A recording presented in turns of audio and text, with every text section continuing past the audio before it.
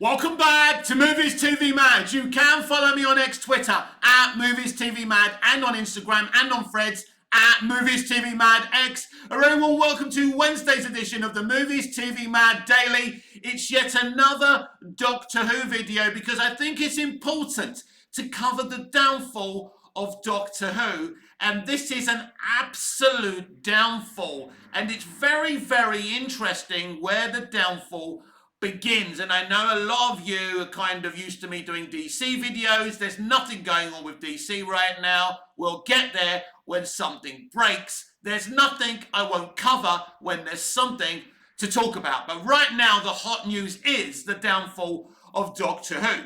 And it's interesting because I believe the downfall began at the end of time when Russell T Davies first walked away. There was a downturn in the numbers immediately.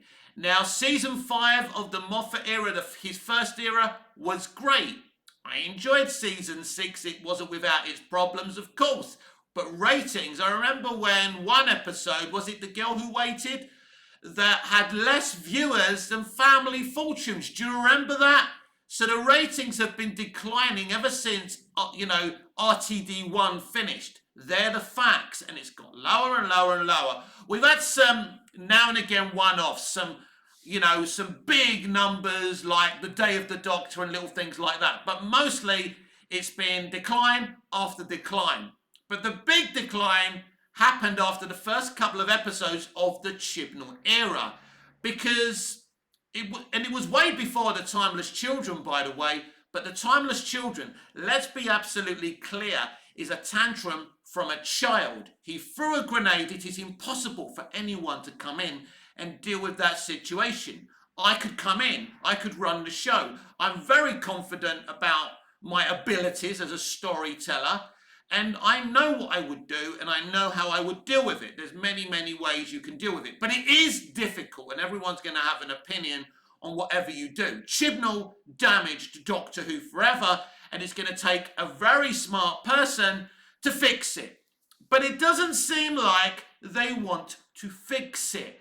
So today we can announce that RTD2, the second era of Russell T Davies, is an official flop. Because we now know the full story of the ratings, because the full numbers from episodes 1 and 2 have been revealed. With initial iPlayer viewers before it aired on BBC One, including the ratings from BBC One, the whole picture has now been revealed. So Space Babies is 4.1 million. It's a disaster. The second one with Jinx Mawson, you remember that one? That declined to 390 basically. So just under. So it lost a lot of viewers from episodes 1 and episodes 2. So this is the full picture now. And with the Moffat episode, which I enjoyed, by the way, Boom, that only had an overnight of, was it 2.1 or something? So that's a disaster. That's a huge fall. So that's going to be even worse when they put everything together. Probably maybe 350, 3.5, whatever it's going to be. However that's going to look. But it's a disaster. And as I said to you, I'm a moral person. I don't like misinterpreting situations. So when the overnights first happened, I said, that's not the full picture. As the Radio Times were saying, and the Radio Times were criticised, but it's true. Now, the Radio Times are kind of a propaganda machine for Doctor Who, and especially the BBC, I understand that. But what I wanted to do was get everything. And if they were good ratings, I'd be honest and say they're good ratings. But I think you don't need me to tell you. You don't have to have ratings, numbers, experience to understand that 4.1 million for an opening episode of Doctor Who and 390 isn't a good result. It's a disastrous result. What happened to Gen Z, Mr. Maunson, Mr. Davies? What happened to the new audience you were going to replace us with? Gen Z, it's been revealed Gen Z not only are not interested in Doctor Who, they're not interested in the MCU or Star Wars. This is a great thing. It means that Gen Z are as intelligent as we are. They will not support creative bankruptcy. And these numbers show that people do not give a shit about representation and inclusion. Nobody's telling you not to do it, but stop going on and on about it. Basically, you baited your own customers, right? No one told you you couldn't have a black gay doctor. Nobody told you you couldn't have Jigs Mawson as a villain. It's fine, but the way you baited your own fucking audience is the reason you are in the position that you're in. You will not listen to reason. You are not there to uplift people like the people making films and television were there for when I was a child, that kept me from ending my life and gave me something to strive for, look up for, have wish fulfillment over. Those days are gone, and I don't think they're coming back, because now they're even sucking in the people who are talented, the older people, to be talking and doing the same shit, like Demi Moore's feminist movie. They're all doing it because they can't work in entertainment anymore unless they get with the extremism and propaganda. And there lies the problem. And so they will not listen to reason. So there's no, and of course, there's a lot of cope, and the applauding seals are making excuse after excuse.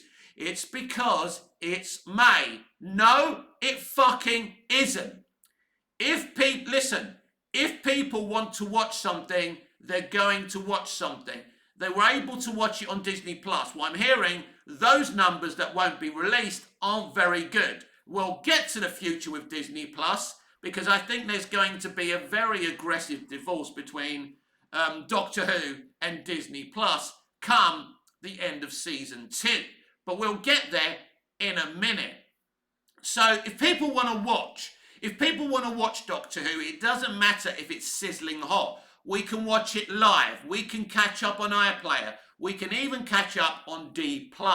There are so many options. We can even buy it on iTunes or Amazon Prime and get the whole series week by week, each episode week by week. So the hot weather is not, or it being May. Apparently May is a notoriously bad time for ratings. This is bullshit, everyone. The BBC, no.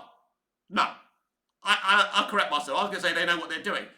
But if they thought May was such a problem, why would they release it in May? Oh, it'll be a good excuse for us when nobody fucking comes in, when we triggered them and baited them so much. No. It's an excuse. There is no excuses. Now again, the clapping seals and the shills are saying there's no chance of Doctor Who being cancelled. You are absolutely wrong. So let's get into this. Now, there's a lot of people frightened for the future of Doctor Who, and I feel the same way as you do. But of course, the Who-tubers are going to tell us how to behave, because that's all they're there for. They're going to live in denial. No one's going to take your show away, one said. There's no Michael Grade at the BBC.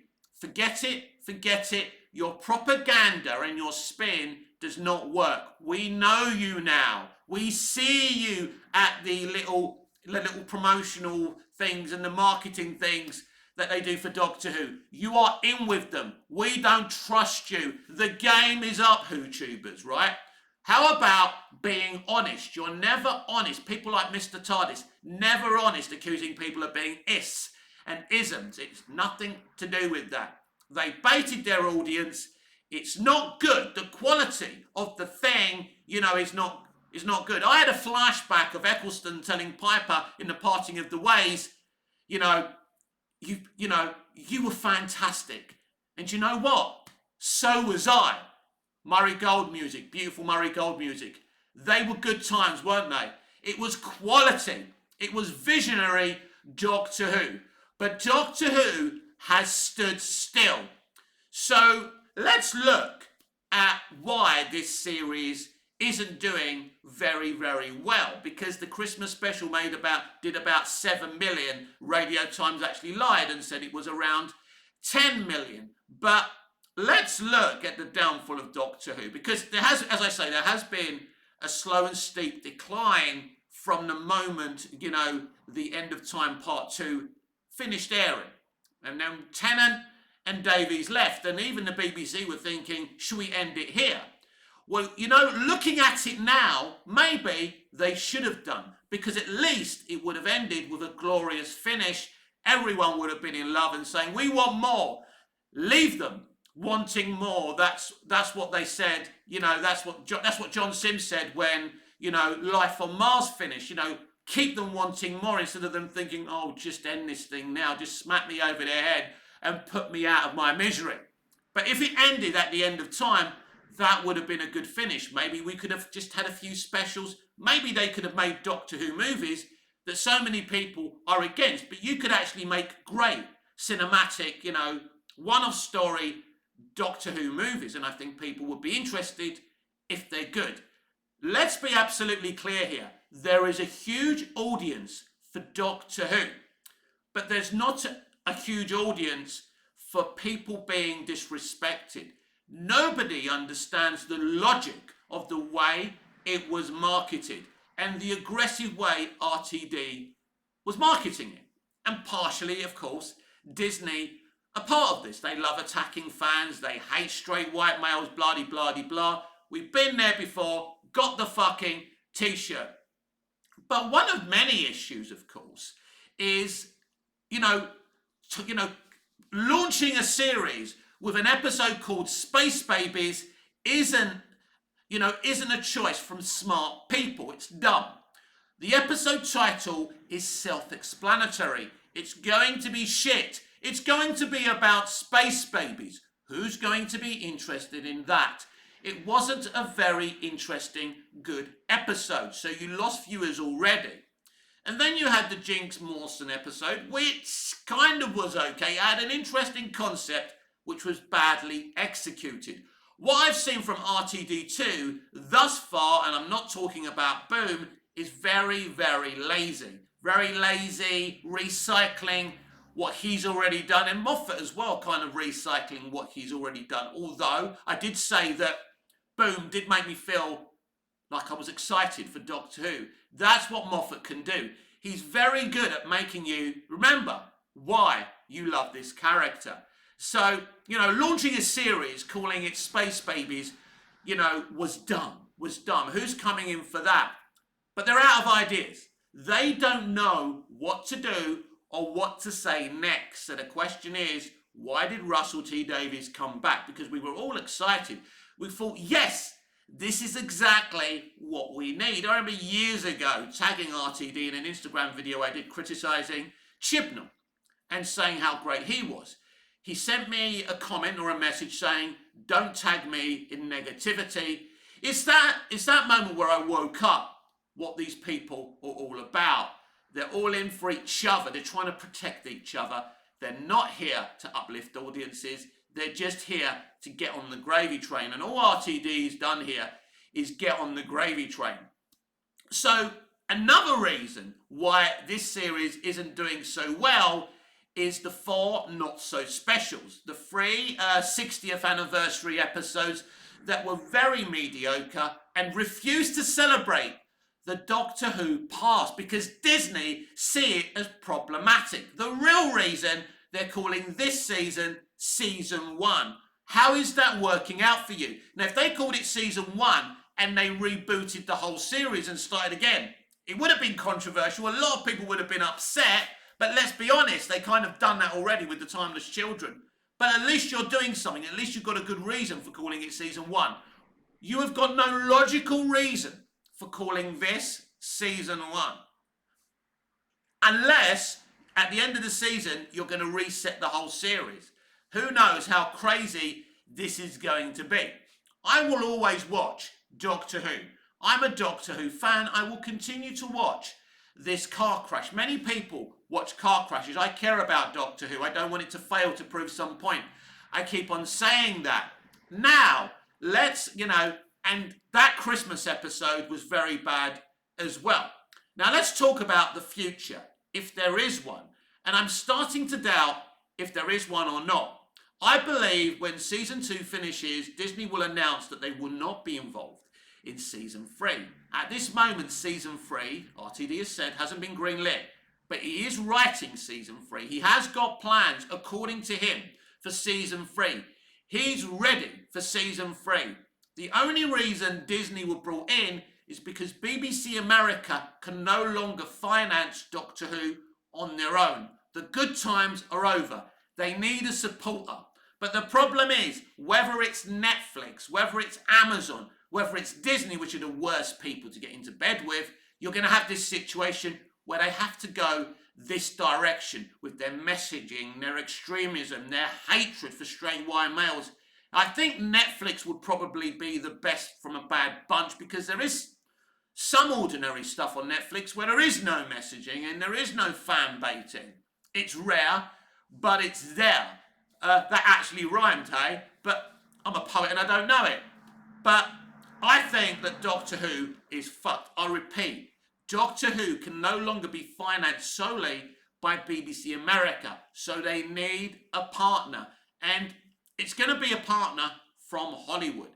And that's a big problem as well. I do not believe that Doctor Who has done well for Disney. Now, they had this weird mentality of not promoting the 4 not-so-specials. They didn't promote them. And so they started really heavily promoting season 1. And think about it. What has it done for them? Well, I've been told by my sources, as I've already said, that the numbers on D Plus isn't good. They're not releasing them. They're so bad, they're not releasing them, right? This is a disaster, everyone. Make no mistake. It gives me no pleasure. Don't think this gives me a pleasure, but I hate what they've done to one of my favourite shows. RTD brought this show back in glorious fashion. He made it. Now he's going to break it. He has that power. There's no way back. I've said it before. Even if you find someone else, can we trust someone else not to do the same things? At the very least, we need a new thinking. We need Doctor Who to be different. Doctor Who is being made by an older guy who doesn't have any new ideas. It's the same thing. Well, you better watch the finale. It's going to be very exciting. He's a salesman. He's a con man. He's still my hero.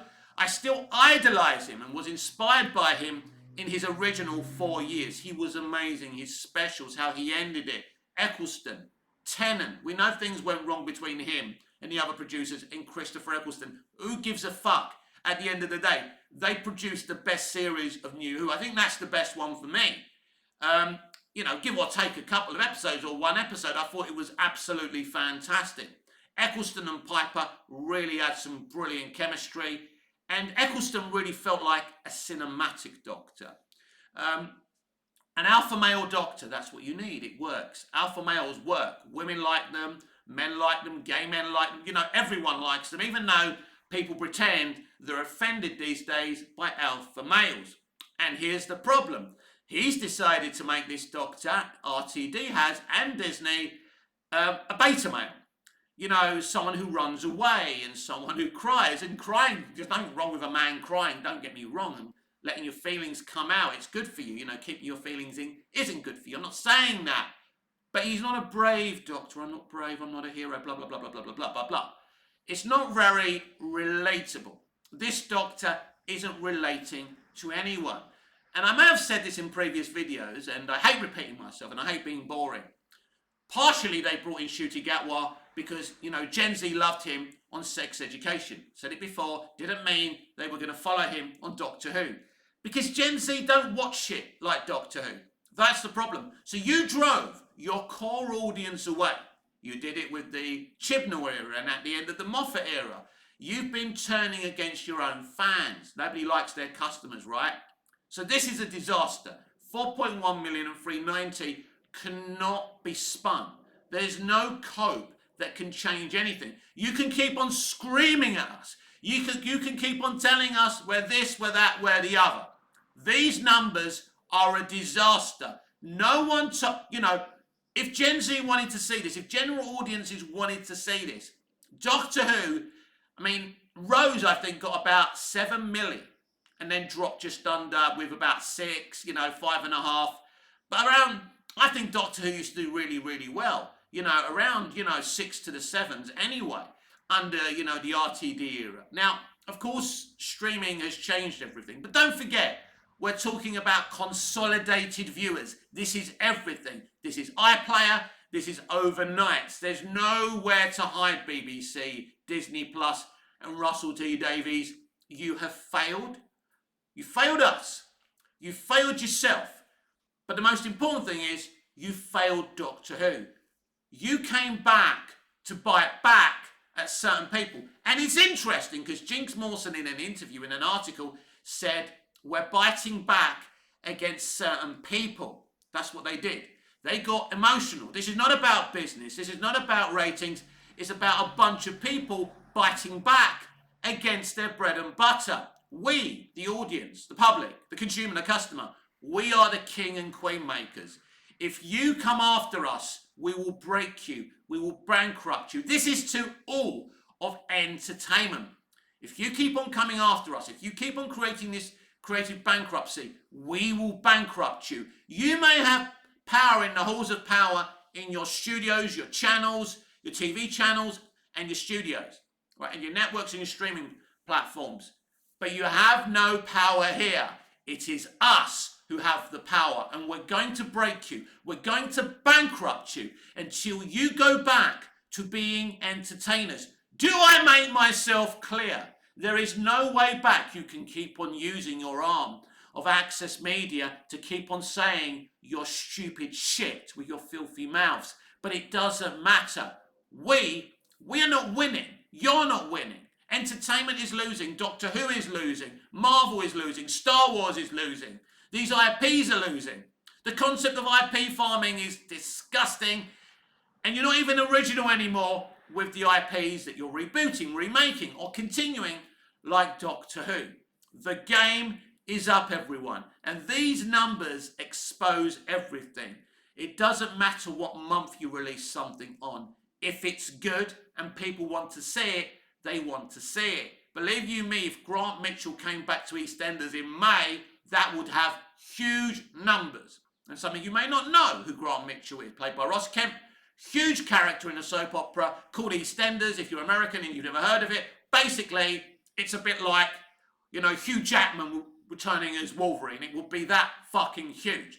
So you can keep on talking about weather, the time of the month. I don't give a shit. These are not excuses. People have been driven away. The fans have been driven away. Classic fans, contemporary Doctor Who fans who started watching as young children, you know, from the Rose episode. You drove them away because at the end of the day, as I mentioned yesterday, there's people on social media and there's people that actually are supposed to watch it, who would watch it. The people who go on about entertainment on social media are not the ones that you need, but they're the ones you're trying to attract. It's over. So everyone's going to have their cope. Some people will be honest, some people will have their cope. It doesn't matter. RTD2 has been an absolute disaster, and they will not listen to reason. The game is over and nobody wins. It's a bit like a tug of war. You pull that end, I pull that end. One moment I'm winning, the other moment you're winning. But how can anyone win when the art form we love and adore is being hurt by people who shouldn't be in the positions they maybe once were in or have never been in before? Russell T Davies was a great writer. He came in and he brought back Doctor Who. It was unprecedented to relaunch an iconic show. So many people have tried it. They tried to bring back Melrose Place. Dallas only lasted for 3 seasons. RTD did it. I think he's been the only one to bring something back, not reboot it, but just relaunch it and make it modern and contemporary. And next year it would have been back for 20 years. What a success story. But it's not much of a success story anymore. It's done. It's over. And absolutely they should have ended it after the end of time. We would have been better off. But no. But this country club, who have got a stranglehold on Doctor Who, have to let it go for Doctor Who's sake, and they're refusing to. I think if Disney Plus, like I think, will not kind of greenlit like a season 3 or want to be involved or fund a Doctor Who season 3, I think you can't expect Netflix to have the confidence to do it in Doctor Who or Amazon Prime or Apple or anyone. So I think we could be looking at season 2 being the final season of Doctor Who in our lifetime. And right here, right now, that makes me utterly sad. Because as I say, there is a potential viewership, huge viewership for Doctor Who. There's so many great things you can do with Doctor Who. It's a huge, unique concept. And you can literally do absolutely anything with it. And not, when I mean anything, it doesn't mean spending 100 million on it or something ridiculous like that. But there's so many things you can do. I'm thinking Kate Winslet and Jude Law in the TARDIS. I'm thinking either Kate as the Doctor or Jude as the Doctor or Jude as the companion and Kate as the Doctor, Kate as the companion. But I would be looking to having a young child in there with them as well. I've got a bit of a vast idea, which would go at least maybe 4 seasons. But thinking outside the box with Doctor Who is important. You know, for example, having a young child in the TARDIS would attract young children, right? I don't think Jinx Mawson is really going to attract children. After all, this is, you know, when we criticise Star Wars and Marvel, we're told, well, it's a kids' show. Well, apparently, kids are supposed to watch shit. But anyway, if it's a kids' show, what's Jinx Mawson got to do with children? I'll let you answer that in the comments. I think I know what everyone wholeheartedly is going to say. RTD used to make Doctor Who and it appealed to children. The farting aliens is exactly what young kids, you know, they're adults now and they speak to me so glowingly about the Slovene and how wonderful they were. They were a bit silly, they were farting aliens, even I thought that. I mean, I was in my late 20s at the time, but still, it was maybe early 30s, whatever. But for children, it was fun, it was silly, and you know what? Sometimes Doctor Who should be fun and should be silly.